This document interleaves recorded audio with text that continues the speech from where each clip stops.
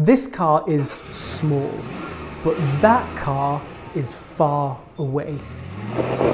Isn't it weird how perspective is both completely intuitive to us and at the same time it can be utterly deceptive? I think that's why we confuse words like perspective, distortion and compression in photography, especially when we're talking about lenses.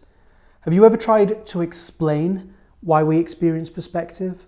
I want to get a practical grasp of perspective because it affects my composition, my lens choice, and the resolution of the final image. Photographers can easily forget about perspective because the camera will, for the most part, capture it perfectly. Fine artists don't have that luxury with their paintings, which is why they've got to take it seriously. They've got to study perspective, likely starting with the work of Filippo Brunelleschi in the early 1400s. And consequently, artists know way more about perspective than your average photographer. Perspective feels natural to us because it's how we see the world. But have you ever tried to explain why two objects that are the same exact size can appear to be different sizes depending on how far away they are? The camera, or your eye, is a point in space. Incident light bounces off an object and into your eyes. Here's the path of light from the top and base of an object into the camera. The light bouncing off an identical object that's twice as far away as the first one, it enters your eyes at a smaller angle. The light path projects through the plane of the closer object so that the one further away appears to be half the height, even though in reality they're both the exact same size. And that's the important bit, because we observe the world not as it is, but as a projection, because we sense light through a single point, which is our tiny eyes. In 2D, the path of light from an object to our eye forms a triangle, and in 3D, we can consider it, like Da Vinci did, as a pyramid. In side view, the objects are the same height because they're the same distance from the viewer. From the camera's view, the objects appear to get smaller with distance, all the way to a vanishing point at infinity, and that's known as diminution. Every time we double the distance of the far object, it appears to half in size. A note here that these ideas are simplified from the more complex geometries which date back to Euclid, who recognized that our eye isn't at the same distance from all parts of the object. Sticking with my basic diagram, we see that just like the inverse square rule for the strength of light, the biggest difference in perceived size is when the objects are close to the camera. Perspective changes a lot when you move around at close range. The further away they are, the less we notice any perspective. So the effect of perspective diminishes with distance from the camera.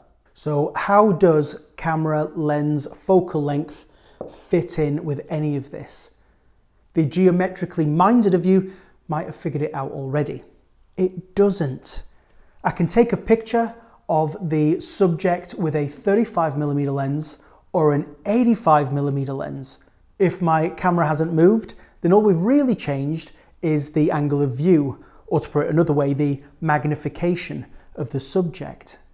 We could have any lens from a 180-degree fisheye to a 400mm telly, and the perspective doesn't change at all, assuming that the camera stays in the same position. The spatial relationships are unchanged.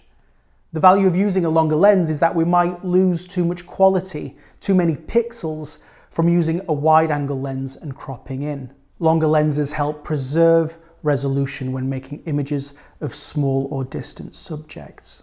All right, so reality is a projection, and it turns out we can transform one projection into another, a lot like transforming a map of the world from a Mercator projection to a Peters projection. Maps are a fantastic example because we assume that they represent reality, when in reality they absolutely don't. Just like photography, making a 2D image of a 3D planet has multiple solutions. In the maps we are used to seeing in the US and in Europe, equatorial countries appear to be much smaller relative to the ones near the poles. The Gaulle-Peters map instead tries to preserve area. It's doing a different job. Projections are chosen based on how useful they are for a certain point of view or for a certain use case. Our perception of reality is really distorted. Cartographers and photographers can choose to change it, to correct it even.